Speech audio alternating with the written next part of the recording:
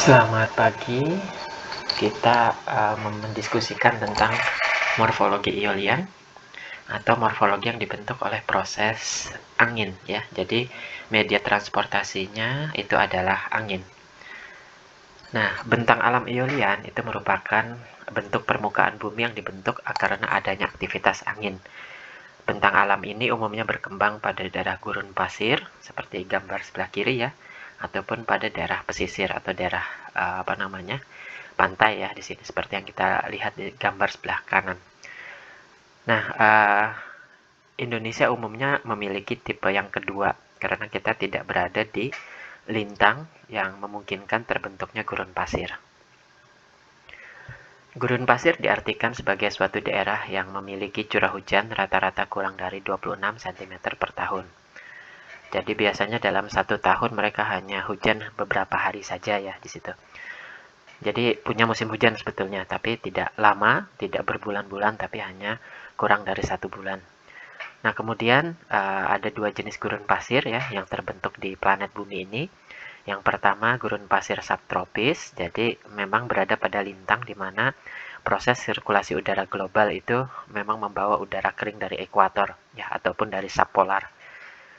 Jadi biasanya sekitar 35 derajat lintang utara maupun selatan. Nah, kemudian tipe gurun pasir yang kedua itu adalah gurun pasir bayangan hujan. Ini yang terbentuk di belakang pegunungan. Akibat turunnya udara kering ya di belakang pegunungan tinggi yang menangkap awan. Jadi awan yang membawa air hujan ya, itu tidak bisa melewati pegunungan tersebut. Biasanya kita perlu pegunungan yang tingginya sampai 3 km ya atau 3 sampai 4 km itu sudah bisa menangkap uh, hembusan udara yang membawa awan ya. Jadi awannya akan tertahan dan udara yang melewati belakang pegunungan kemudian tidak memiliki awan atau udara yang kering. Nah, untuk sebaran gurun pasir subtropis kalau kita lihat ini di daerah Asia ada gurun Gobi, Turkestan ya di situ. Kemudian di Amerika ada gurun pasir Sonora. Kalau di selatan ada Australia, Kalahari ya di situ, kemudian daerah Patagonia. Nah, ada juga yang memang di daerah di ini ya, di Afrika itu di utara ada Sahara dan Arabia. Jadi kita lihat posisinya memang terkontrol sekali ya di sini. Jadi baik itu di lintang utara maupun di lintang selatan. Kalau lintang utara memang sampai ke 45 derajat ya. Kalau di Asia, kalau di selatan itu ya di daerah Amerika Selatan. Nah, kalau gurun bayangan hujan itu seperti ini ilustrasinya. Jadi udara dengan uap air itu tertahan oleh pegunungan ya sehingga udara yang melewatinya kemudian udara yang kering. Ya. Nah, ini contoh kita bisa lihat ini di daerah Cina ya. Itu puncak gunung yang tertutup salju, tapi di sini ada gurun pasir. Kontras ya di situ. Karena salju merupakan hasil presipitasi yang berbentuk padat air. Baik, nah kemudian proses geologi yang disebabkan oleh angin itu juga seperti proses-proses pembentukan atau sedimentasi lain ya, itu ada 3: erosi, transportasi, deposisi. Nah, biasanya mereka akan memiliki bentuk-bentuk permukaan buminya sendiri ya di situ. Jadi kalau daerah erosi itu biasanya dicirikan oleh kumpulan kerikil kerakal ya, sementara kalau daerah deposisi itu sudah ada gumuk pasir maupun ada endapan les ya di situ. Nah, kemudian kalau daerah les itu biasanya ukuran lempung dan lanau, sementara kalau ukuran pasir dia akan membentuk gurun pasir. Jadi di sini ada jarak transportasi yang diatur atau dikontrol oleh ukuran butir. Jadi ukuran butir pasir itu tidak terlalu jauh dari sumbernya, sementara kalau lempung dan lanau lebih jauh. Nah, proses transportasi atau pemindahan sedimen ya, itu oleh angin dibagi menjadi 2 tipe, bed load muatan dasar maupun suspended load atau muatan layang. Ya, di sini. Nah, kalau kita lihat ilustrasi, ya di sini kalau dia hanya di bawah saja itu bed load, tapi kalau dia sudah terangkat ya di situ kemudian diterbangkan dalam jarak yang jauh itu sudah suspended load. Nah, kalau bed load itu ada dua, dia bisa melompat saltation ya di sini seperti kita lihat di sini. Dia biasanya kenapa melompat? Karena dia dibentur oleh kerikil sebelumnya ya. Jadi ada kerikil yang ditiup angin, lompat. Ketika dia turun, dia akan membentur kerikil yang lain. Nah, kerikil yang lain ini kemudian melompat gitu ya. Jadi seperti apa? Estafet gitu ya. Atau dia bisa bergerak berupa creeping, merayap ataupun bergulir ya di situ, berguling-guling ya atau rolling. Oke. Nah, bagaimana dengan erosinya? Erosi oleh angin ya terbagi menjadi dua, deflasi dan abrasi. Nah, deflasi ini apa namanya? Proses di mana tanah itu diangkut oleh angin ya sehingga yang tertinggal itu hanya kerikil-kerikil atau kerakal saja. Nah, hasil yang dibentuk itu adalah kita sebut sebagai desert pavement atau lantai gurun ya. Lantai gurun desert pavement. Nah, sementara kalau proses kedua abrasi, di sini biasanya kita punya satu bongkah atau suatu batuan ya di situ. Kemudian akibat partikel-partikel sedimen yang dibawa angin itu kemudian mengabrasi atau menggerus ya di situ permukaannya sehingga permukaannya menjadi halus.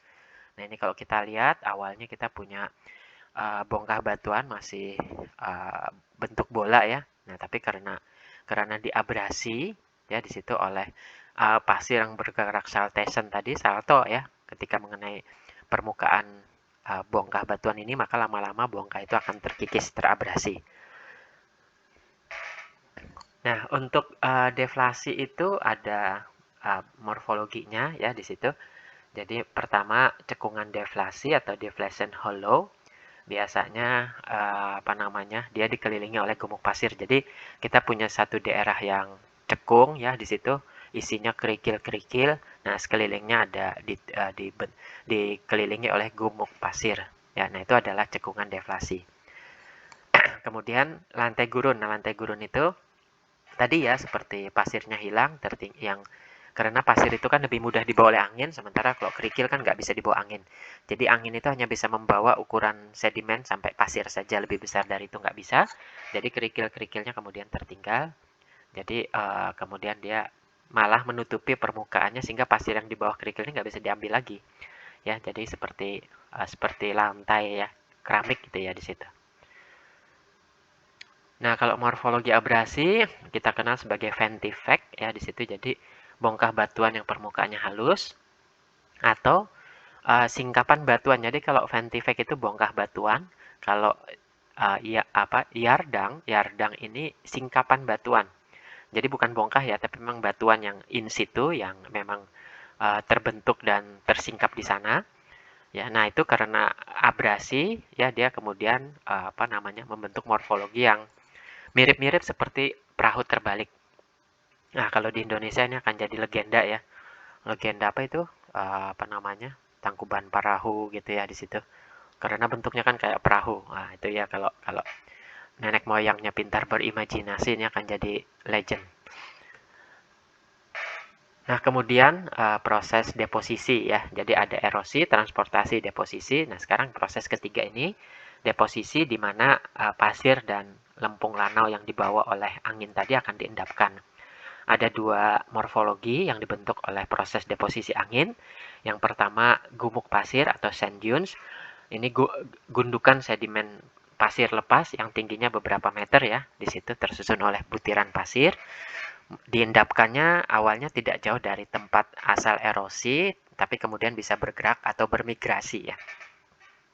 Yang kedua adalah loess. Loess ini yaitu hamparan sedimen lepas berukuran lanau ya dan lempung. Diendapkannya sangat jauh ya karena hasil dari proses transportasi muatan layang atau suspended load. Bentuknya kalau kita lihat tebing aja ya kayak tebing lempung gitu ya di situ. Nah, Untuk gumuk pasir sendiri ya di sini awal pembentukannya kan kita saltesen dulu ya. Saltesen kemudian lama-lama dia berkumpul. Nah, karena berkumpul ya di situ kemudian terjadi awalnya kan udara bisa ngalir lancar ya di atas permukaan gurun kita. Nah, lama-lama karena ada gundukan ini sirkulasi udara jadi terganggu ya di situ. Jadi bagian depan kita punya hembusan angin yang kuat, tapi di belakang gundukan biasanya kita punya uh, zona energi yang lemah ya di situ. Jadi anginnya tidak terlalu kuat. Nah, itu menyebabkan kemudian bentuk gumuk pasir itu khas ya. Dia bentuknya asimetri atau tidak simetris. Biasanya lereng depan ya, apa namanya? Itu lebih landai dibandingkan lereng belakang ya di situ. Nah, mudah-mudahan masih ingat tentang angle of repose ya, sudut sudut jatuh. Nah, ini biasanya kalau lereng belakang itu membentuk sudut jatuh ya. Ya karena memang pasir ditumpuk, setelah itu dia jatuh bebas ke belakang. Nah, elemen dari morfologi gumuk pasir ya gitu kalau di lereng depan arah datangnya angin kita sebut sebagai stows ya, sementara kalau arah perginya angin atau lereng yang lebih besar, lebih terjal itu kita yang dibentuk oleh angle of repose itu kita sebut sebagai lee. Lee slope ya. Jadi ada stows, ada lee. Stows datangnya angin, lee perginya angin. Stows lereng yang dibentuk oleh saltasi ya. Sementara kalau lee dibentuk oleh angle of repose. Simple ya. Stows, saltasi, lee, angle of repose. Ya di situ. Nah, di antara dua gumuk pasir biasanya kita punya dataran sempit yang kita sebut sebagai interdune ya di situ. Nah, gumuk pasir bisa berpindah atau migrasi secara lateral. Ya, ini dia apa bermigrasi, saltasi terus gitu ya. Di lereng ini kan pasir akan lompat-lompat terus. Nah, lama-lama pasir yang lompat di lereng Stos itu akan jatuh di lereng Lee, demikian seterusnya. Nanti lama-lama pasir yang di Stos itu semua pindah ya di situ. Nah, kemudian terbentuklah migrasi. Seperti ini ya. Nah, jadi lereng Stos itu lereng erosi, Lee itu lereng deposisi. Nah, ini angle of repose-nya 34 derajat gitu ya. Beda-beda sih gitu ya. Nanti kalau kalian jalan-jalan ke Parangtritis nanti beda lagi angle of repose-nya di sana. Karena biasanya kalau gumuk pasir yang di daerah pesisir itu lebih basah pasirnya, jadi angle of repose-nya juga lebih besar. Oke, ini sekalian lihat struktur sedimen. Jadi pasirnya kan membentuk lapisan-lapisan sedimen yang miring ya. Nah, ini kita sebut sebagai crossbed ya, atau struktur sedimen silang siur. Oke, kemudian bagaimana bentuk morfologi gumuk pasir itu macam-macam bentuknya. Nanti kita lihat ya, itu ditentukan oleh 3 faktor. Jadi faktor pertama, seberapa banyak pasirnya. Faktor kedua, seberapa kuat anginnya. Yang ketiga, ada gangguan vegetasi enggak. Nah, di sini apa namanya, kalau vegetasi terlalu kuat, nggak ada gumuk pasir. Karena pasir nggak bisa berpindah ya, permukaan pasir ketutup tumbuhan semua ya, angin nggak bisa ngambil pasirnya, nggak bisa menggerakkan pasirnya. Nah, kalau anginnya sangat kuat, yang kita terbentuk gumuk pasir longitudinal, ya. Sementara kalau suplai pasirnya sangat banyak, kita membentuk transverse dune, crescent dunes, ya. Nah, kalau di tengah-tengah, ya, artinya vegetasi ada, suplainya cukup, kekuatan angin ya sedang lah, kita akan membentuk parabolik dan bintang, ya. Nah, yang pertama, pasokan pasir sangat banyak, kekuatan angin tidak terlalu kuat, vegetasi nggak mengganggu, kita punya gumuk pasir transversal. Ya, di sini dicirikan oleh punggungan gumuk yang memanjang gitu ya, beberapa puluh kilometer, di mana stosnya itu apa namanya, lereng datangnya angin dengan lereng Lee, di mana angle of repose terbentuk ya, itu relatif kayak baris gitu ya di situ.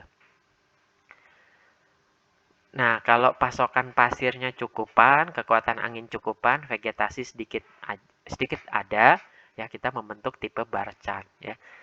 Barkan ya di sini. Nah, tipe barkan ini bentuknya kayak bulan sabit ya, bulan sabit di mana lereng luarnya itu adalah lereng Stos, lereng dalamnya itu adalah lereng Lee ya. Nah, arah ujung tanduknya ini ya, ujung sabitnya itu mengarah ke arah perginya angin. Ya, jadi kalian lihat di sini pasirnya nggak banyak ya di sini. Jadi yang bergerak itu hanya sedikit saja pasirnya. Nah, kalau pasir nggak terlalu banyak, dia memang akan bikin tipe bulan sabit ya di sini. Nah, gumuk pasir bintang ini biasanya kumpulan beberapa barkan ya di sini. Jadi akibat kekuatan angin yang berganti-ganti, kadang angin dari timur, kadang utara, kadang selatan ya, maka akibatnya beberapa gumuk pasir barkan itu berkumpul di satu titik ya, ujung sabitnya. Jadi mereka seperti bentuk bintang tapi dengan ujung-ujung yang lengkung ya, karena sebetulnya dia barkan gitu ya. Nah, kemudian kekuatan pasirnya jumlah pasir nggak terlalu banyak, kekuatan angin sangat tinggi, vegetasi tidak mengganggu, kita akan membentuk gumuk pasir longitudinal ya yang memanjang searah datangnya angin. Nah, di sini gumuk pasir longitudinal itu nggak punya li sama stos. Kedua lerengnya itu sama-sama dibentuk oleh angle of repose. Jadi ilustrasinya itu angin mengalir ya di situ berhembus kuat. Nah, karena angin ini dia bergerak turbulen, maka dia akan mengumpulkan pasir di kanan kirinya. Maka tertumpuklah pasir di kanan kiri ya. Terbentuklah punggungan-punggungan longitudinal, ya gumuk-gumuk pasir longitudinal. Ingat di sini kedua lerengnya simetris ya, karena datangnya angin itu bukan tegak lurus gumuk ya, tapi malah sejajar longitudinal. Jadi tidak ada stos, tidak ada li. Nah, kemudian tipe parabolik. Tipe parabolik ini yang banyak terjadi di pantai. Dia mirip barkan ya, tapi ujung sabitnya beda. Ujung sabitnya itu bukan perginya angin, tapi datangnya angin. Jadi sudut lereng dalam ini adalah lereng stos, lereng luar malah lerengnya li. Terbalik ya, kalau barkan kan lereng luarnya stos, lereng dalamnya li. Nah, kalau ini lereng dalamnya stos, artinya ke dalam ke arah sabitnya ya, itu stos. Nah, malah lereng luarnya itu malah li ya di situ. Nah, biasanya di tengah-tengah dari parabolik itu kita punya deflation hollow atau cekungan deflasi di mana pasir itu diambil di titik itu juga ya, di bagian tengah kemudian ditumpuk di tepi-tepinya. Di sini pasokan pasir nggak banyak, kekuatan angin sedang saja, vegetasi banyak mengganggu ya.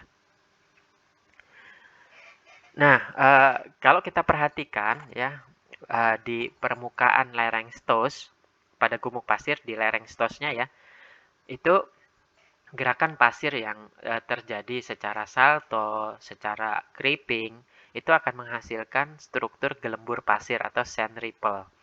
Ya, nah sepintas bentuk gelembur pasir itu kayak gumuk pasir transversal, bedanya dimensinya kecil gitu ya, tingginya hanya beberapa milimeter saja atau paling 1-2 cm. Ya, seolah-olah kayak transversal dune ya, gumuk pasir transversal. Nah, di sini ada indeks gelembur ya di sini. Jadi apa namanya? Ini panjang antara panjang sama tinggi ya. Jadi kalau panjangnya ripple berapa, tingginya ripple berapa. Jadi kalau dia antara 4 sampai 16 itu simetri, 8 sampai 20 asimetri, tapi dibentuk oleh air. Nah, kalau oleh angin biasanya perbandingan antara panjang sama tinggi itu sampai 30 sampai 70 ya di situ. Jadi indeks ripple itu panjang ripple sama tingginya ya di situ. Panjang biasanya diukur dari puncak ke puncak atau lembah ke lembah. Oke, jadi dalam satu panjang itu ada li, ada stos ya di situ. Oke. Nah, ini kalau bentuk-bentuk gelemburnya ya, macam-macam. Ini kalau dilihat dari atas, ada yang lunet. Lunet ini berarti mirip seperti barkan ya di sini. Catenary seperti transversal, sinus transversal, straight juga transversal. Jadi ini perkembangan aja ya. Jadi awalnya angin masih lemah itu straight, lama-lama dia sudah mulai berbelok ya puncaknya.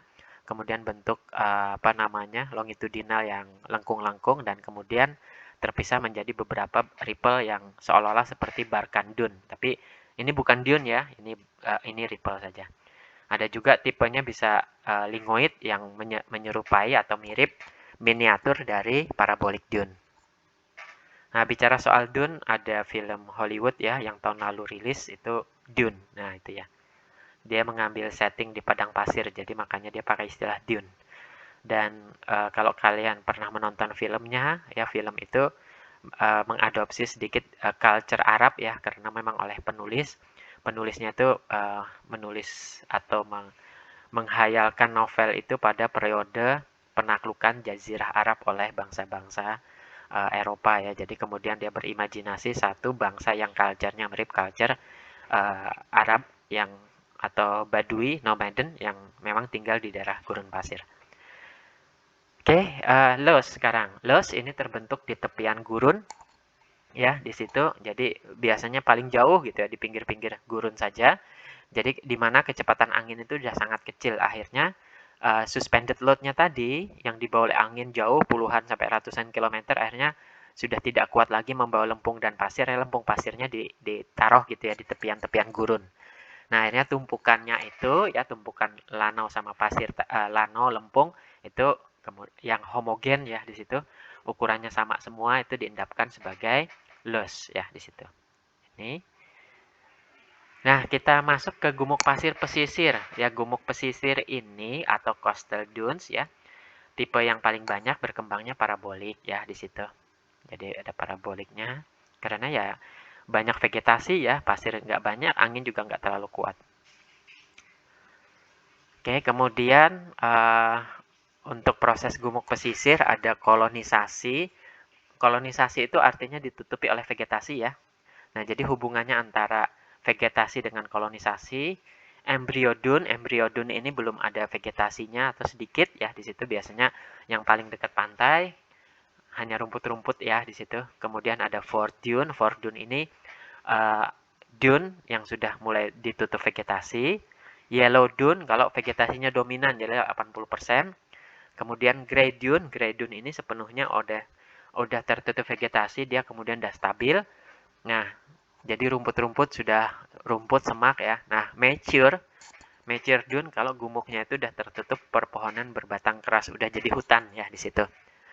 Nah, jadi ini ilustrasinya intinya adalah vegetasi ingin mengkolonisasi, menjajah, menguasai gumuk pasir sehingga kemudian gumuk pasir itu kalah tidak bisa bergerak lagi. Ya, jadi betul-betul dijajah ya, dianeksasi, dikolonisasi. Baik, itu kira-kira diskusi kita terkait dengan morfologi bentang alam Aeolian, proses-prosesnya, dan produk-produknya ya, baik struktur sedimen maupun bentuk morfologinya. Baik ya, mari kita diskusi.